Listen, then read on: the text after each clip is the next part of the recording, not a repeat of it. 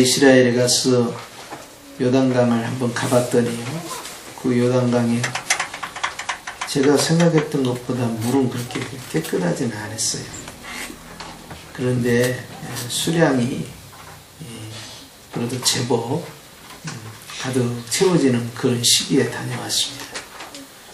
그런데 가보니까 많은 사람들이 세례복을 입고 거기에 들어가서 세례식을 하는데요. 이제 다 세례 받은 사람들이지만 자기가 세례를 체험하고자 그 요단강에서 자기 스스로 셀프 세례식을 했어요. 그래서 이제 들어가는데 실제 어떤 데서는 실제로 세례식을 하기도 하고요. 이제 한국에서 오신 분들, 외국에서 오신 분들이 거기서 실제 세례도 하죠. 그런데 이제 침례로 하는 겁니다.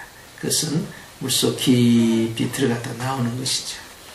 그런데 이제 그렇게 하신 분도 있었지만 셀프 세례가 많았어요. 그래서 이제 깊이 들어갔다가 머리까지 집어넣고 나오는 그런 경험들을 하는 모습들을 지켜보았습니다. 그러면서 그곳에서 우리 예수님께서 요단강 이제 세례식을 통하여 주님의 사역이 시작이 되었던 그때를 생각하게 되었어요. 세례요한에 나와서 세례를 받으실 때 하늘로부터 성령께서 비둘기처럼 임하시고 음성이 들렸죠. 이는 내 사랑하는 자여, 내 기뻐하는 자다. 이런 모습을 이제 생각을 하면서 그 광경을 지켜봤는데, 그때는 이제 비가 좀 내리고 있었어요. 그래서 우산을 받쳐들고 그곳을 둘러보고 왔는데요. 우리가 교회에서 하는 이런 이 세례는 약식 세례라서 물 속에 들어가는 게 아니고 물을 뿌립니다. 그렇게 함으로써 이제 예수 그리스도를 믿는 자에게 구원받은 증거로서 세례를 행해요. 물론 세례를 받지 않았다고 해서 구원을 못 받는 것은 결코 아닙니다. 다만 구원받은 자에게 그 예식을 하라 라고 예수님께서 말씀하셔서 너희는 모든 족속으로 제자를 삼아 아버지와 아들과 성령의 이름으로 세례를 주어라 말씀하셨기 때문에 구원받은 자에게 세례받았음을 선포하는 거룩한 예식이다 해서 교회 안에는 성찬과 함께 이 세례를 이제 두 가지 성례로 그렇게 인정을 합니다. 그래서 이제 그 세례를 보면 베드로가 설명한 세례에 관한 내용도 있고 바울이 설명한 세례에 관한 내용이 있는데, 이제 성경에 보면은 베드로는 그리스도와 함께 연합한다 하는 부분을 굉장히 강조합니다. 그래서 그리스도와 함께라는 단어가 나오죠. 그리고 이제 사도 바울 선생은 이제 이 세례에 대해서 그리스도와 함께 죽고 그리스도와 함께 다시 사는 부분을 강조를 하면서 오늘 우리가 읽은 로마서 8장 6장 5절에 있는 말씀처럼 그리스도와 함께 연합했다는 단어를 본문에서 두 번 반복을 하게 됩니다. 그러실 때 여기에 이 8장 5절 말씀을 6장 5절 말씀을 좀 자세히 좀 봐야겠는데 다시 한번 합독할까요? 시작. 만일 우리가 그리스도의 연합한 거기까지. 자, 묻습니다. 만일이라고 물었어요. 이렇게 만일, 즉 네가 정말로 그리스도와 함께 죽었느냐, 그것이 확실하냐 라는 질문입니다. 그것이 사실이라면 그 말이에요. 그래서 우리가 그리스도의 그 죽으심을 본받아, 즉 예수 그리스도의 죽으심과 함께 네가 그 죽음을 받아들이고 있느냐라고 묻는 거예요. 예수님이 2000년 전에 죽었던 사실이 나에게 있어서 무슨 의미가 있냐는 거예요. 우리가 흔히 성경에서 말할 때 복음이라고 말을 하는데요. 복음이 무엇이냐라고 할 때 우리는 예수님이 복음입니다. 복된 소식, 좋은 소식이라고 하지요. 그런데 예수님의 무엇이 우리에게 복음이 되느냐 하고 더 물은다면 그건 예수님이 십자가의 죽으심과 부활하심이 바로 복음입니다. 그래요. 그러면 생각했을 때 예수님이 죽는 것과 예수님이 부활한 것이 왜 나에게 복음이 돼야 되느냐라고 묻지 않을 수가 없어요. 그것은 그렇습니다. 예수님의 죽으심과 예수님의 부활하심은 그분의 죽으심과 그분의 부활이 아니기 때문에 그렇습니다.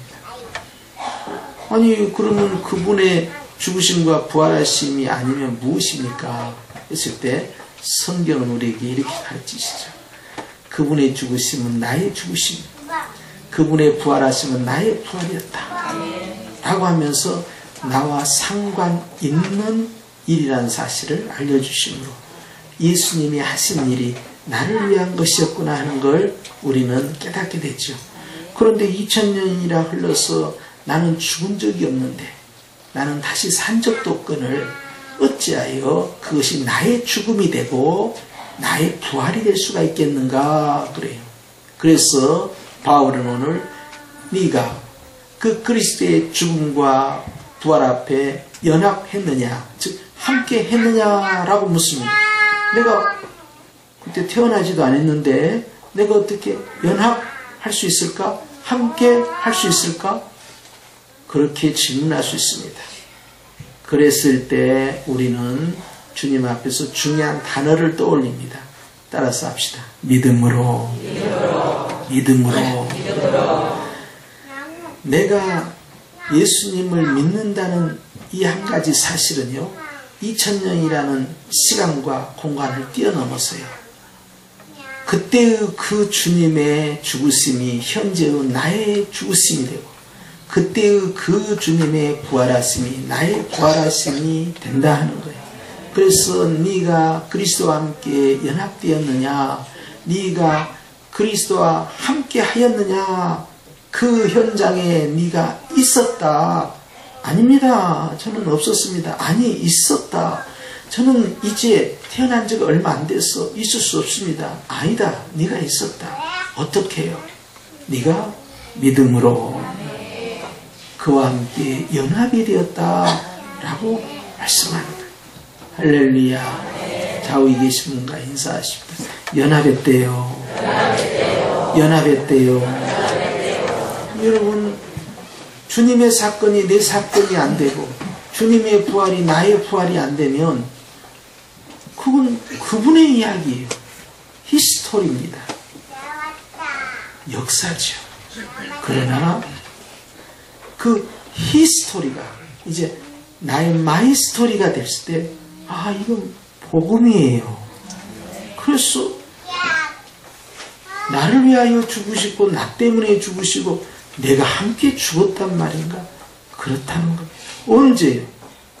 주의 죽으심이 내 안에서 믿어지는 순간 시작됐다는 거예요.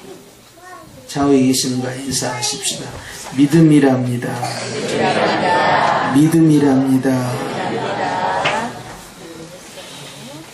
아하, 믿는다면 하나가 되는구나. 믿는다면 연합하는구나. 믿는다면 그분의 사건이 내 사건이 되는구나. 믿는다면. 그러면 우리는 생각하기에 나는 믿습니다. 여러분 그렇게 대답하시려고 하시죠? 예, 당연하시죠. 나는 믿습니다. 이렇게 대답해요. 우리는. 그런데 주님이 만일이라는 단어를 붙였어요. 그것은 정말로 진짜로 그분과 연합했느냐. 그분의 일이 히스토리가 마이스토리가 되어서 정말 너의 복음이 맞느냐. 그 질문이에요. 그러면 예, 제가 믿으니까 맞습니다. 그렇게 대답할 거잖아요. 그랬을 때 주님이 증거를 대어봐라. 그러면 어떤 구원파 이단들은 당신이 언제 구원받았는지 이야기하시오. 당신이 믿는다는 증거가 무엇이냐? 구원받은 영생의 증거를 되어라. 이렇게 볼 수가 있어요.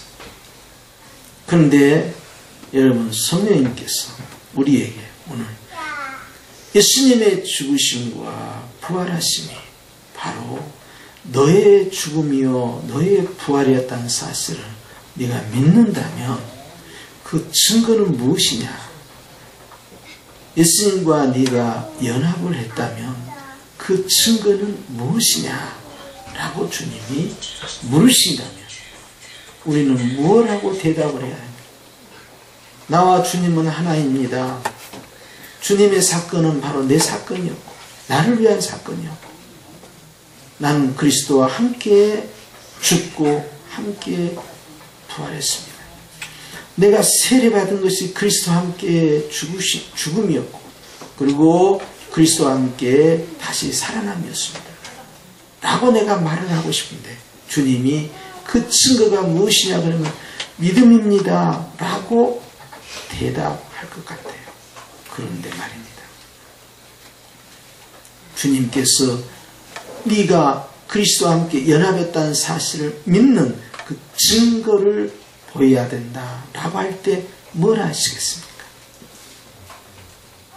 2000년 전 성령께서 이 땅에 오셨을 때 성령을 처음으로 체험한 자가 120명이었습니다.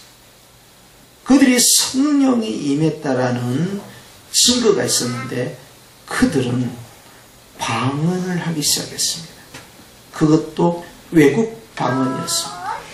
자기들이 살지 않았던, 경험하지 않았던, 배우지 않았던 나라의 언어를 하기 시작했습니다. 방언은 성령의 오심을 알지 못하고 믿지 못하는 자들의 강력한 외적 증거로 당시에 나타났습니다. 그러면 이제 우리는 이런 질문을 할 수 있습니다. 내가 그리스도와 함께 연합했다는 사실을 나는 무엇으로 증명할 것인가? 내가 그리스도를 믿음으로 그리스도의 십자가의 죽으심과 부활하심이 나의 사건이었다는 것을 무엇으로 증명할 것인가? 오순절 성령 강림을 통하여서 성령의 오심을 외국 방언으로서 증거를 했다면 나는 무엇으로 그리스도와 함께 연합했다는 것을 드러낼 것인가? 그 믿음의 증거를 우리는 어디서 찾을 것이냐? 물론 단연코 약속된 성경의 언약을 통하여서 우리는 찾을 수 있겠습니다. 그러나 내 개인에게 있어서 나는 어디서 찾을 거냐? 주님께서는 누가복음 10장 20절 말씀에 이렇게 말씀하셨습니다. 귀신들이 너희에게 항복하는 것으로 기뻐하지 말고 너희의 이름이 하늘에 기록된 것으로 기뻐하라. 전도의 사역을 통한 기쁨, 권능의 능력의 나타남을 통한 기쁨, 한 영혼이 죽게 돌아오는 그 기쁨을 능가하는 기쁨을 주님은 제시하시면서 우리의 신령 가운데 누려야 할 진정한 기쁨은 내 이름이 하늘에 기록된 것으로 기뻐하라는 것입니다. 예수 그리스도의 십자가의 그 죽으심에 내가 연합했다라는 사실 앞에서 주님은 완료형을 쓰고 있어요. 단어를 잘 보십시오. 우리가 그의 죽으심을 본받아 연합한 자가 그 다음 무엇이죠? 되었으면 확실히 너의 것이었느냐라고 묻는 거예요. 이미 너의 것이냐? 그분의 죽음이. 너는 이미 십자가의 그 은혜를 온전히 확증지었느냐? 예, 그렇습니다. 증거는 무엇이냐? 연합에 따른 증거, 너의 십자가의 죽음이라는 증거는 무엇이냐라고 했을 때 주님은 바로 하늘에 내 이름이 기록된 것으로 기뻐하라. 성령 받은 자의 외적 증거가 방언이었다면 구원받은 자의 외적 증거는 기쁨이었단 말이에요.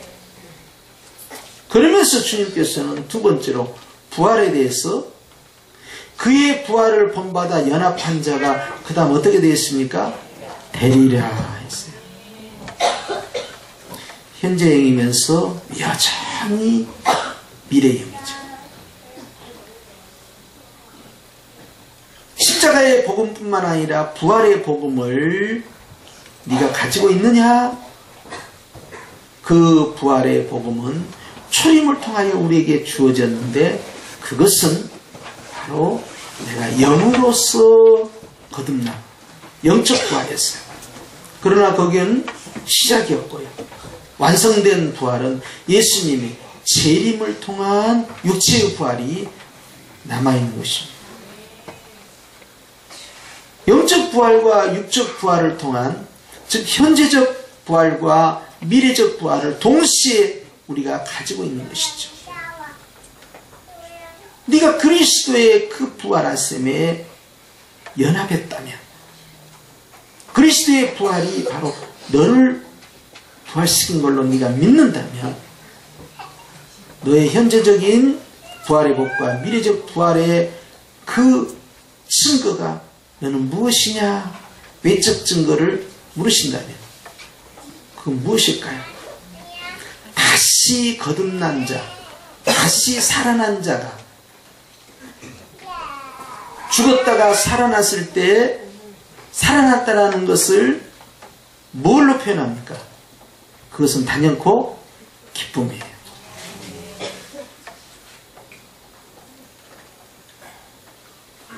주님의 십자가의 복음과 부활의 복음이 나의 것이라고 믿음으로 내가 확증을 지었다면 우리는 그 확증된 증거를 따라서 합시다. 구원의 기쁨으로 드러내는 것입니다. 이제 몇 주 후에는 부활절인데요. 우리가 예수님께 드려야 할 우리의 최대의 명절인 이 부활절을 통하여서 나타낼 예물이 있습니다. 저는 여러분들이 그 예물을 다 하나님께 드리기를 원하는데 그 예물은 바로 기쁨입니다. 내 마음으로부터 드려지는 이 예물이 하나님 앞에 상달될 줄로 믿습니다. 그래서 주님께서 우리가 그의 죽으심을 본받아 연합했고 그의 부활을 본받아 연합한 자로서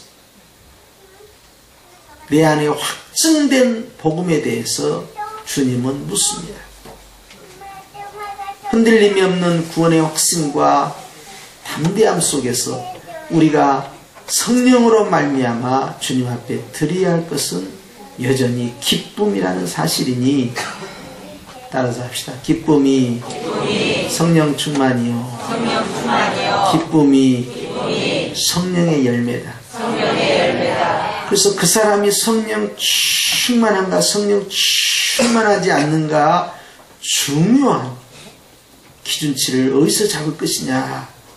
그것은 은사나 능력이 아니라 바로 구원의 기쁨에서 출발합니다. 성령 충만한 사람들이 복음을 전하잖아요. 그렇기 때문에 복음을 전하는 자는 구원의 확신에서 끝나면 안 되고 구원의 확신과 함께 구원에 무엇이 있어야 할까요? 기쁨이 있어야 할까요? 그런데 목사님 나는 별로 기쁨이 없습니다. 이 생각하면 기쁨이 없고 저 생각하면 기쁨이 없고 이런 환경에서 기쁨이 없고 저런 환경에서 기쁨이 없고 마음에 상처가 있고 고통이 있어서 생각만 해도 내 마음에 기쁨이 소멸됩니다. 하는 경우가 우리에게는 허다하게 많이 있습니다. 우리 안에 염려나 걱정이나 근심이나 마음의 상처들은 기쁨을 다 소멸시켜요. 그래서 우리 주님이 말씀하십니다. 다른 기쁨이 아니라 네가 내 이름이 하늘에 기록된 것으로 기뻐야 한다. 네가 그리스도와 함께 죽었다는 사실 앞에서 기뻐야 한다. 네가 그리스도와 함께 부활했다는 사실을 알아야 한다.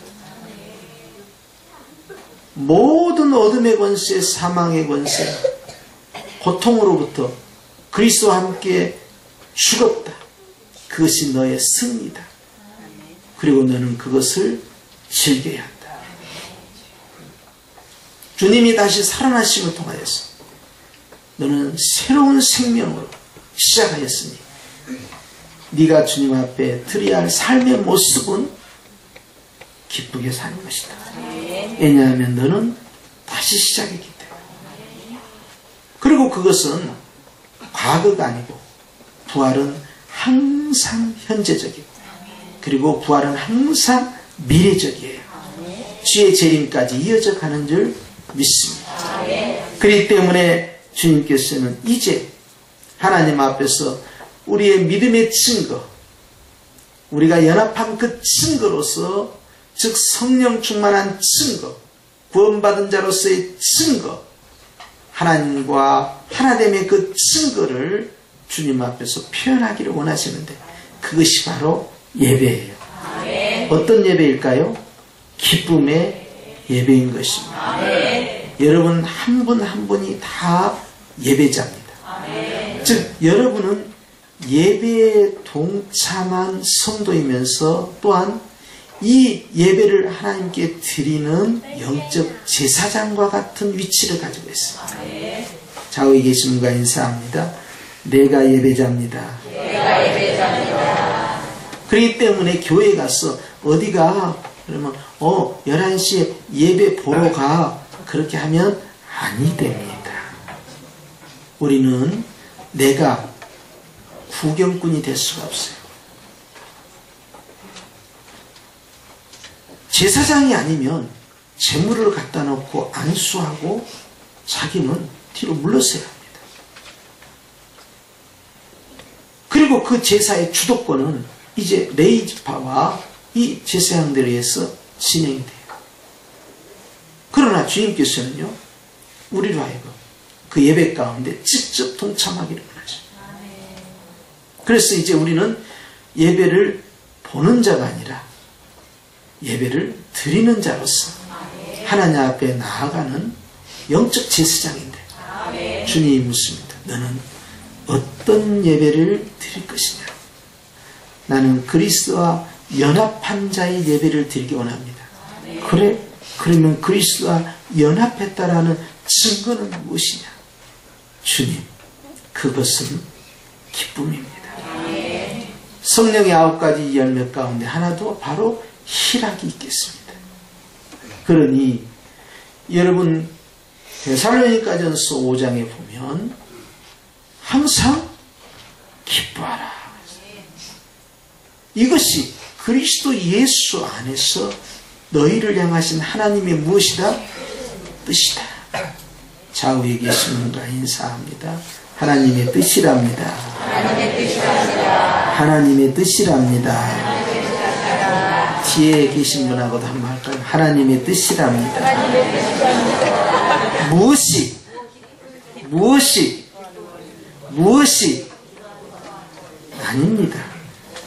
아닙니다. 기뻐하는 게 아닙니다. 앞에 단어가 하나 붙어 있습니다.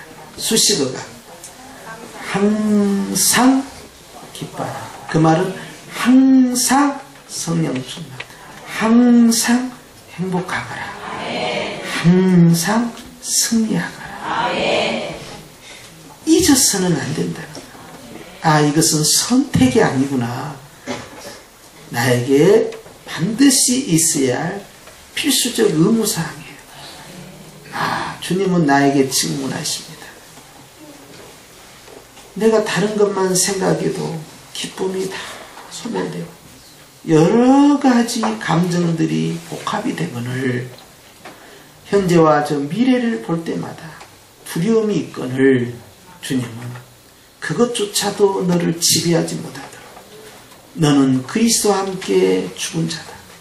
너의 모든 연약함과 너의 부족함은 그리스도와 함께 이미 죽었다. 그것이 살아나서 너를 지배하지 못하도록, 너를 쏘지 못하도록, 너를 괴롭히지 못하도록 현재나 미래나 높음이나 낮음이나 깊음이나 그리고 무엇을 먹고 살아야 되지? 라는 물질 문제, 즉 굶주림이나 적신이나 기근이나 경제적 환경, 사람과의 관계, 너를 위협하는 것, 죽이려고 하는 것, 칼이나 위협, 전쟁, 이런 모든 것들이 소멸시키지 않도록 해요. 왜냐하면 하나님의 사랑이 있기 때문이다. 바울은 흔들리지 말 것을 요구합니다. 항상 연합해 있다는 것을 드러내라는 거예요. 그리스도가 나와 함께 한다는 걸 드러내라는 거예요. 내가 그리스도 안에 있다는 걸 드러내라는 거예요. 뭘로요? 뭘로요?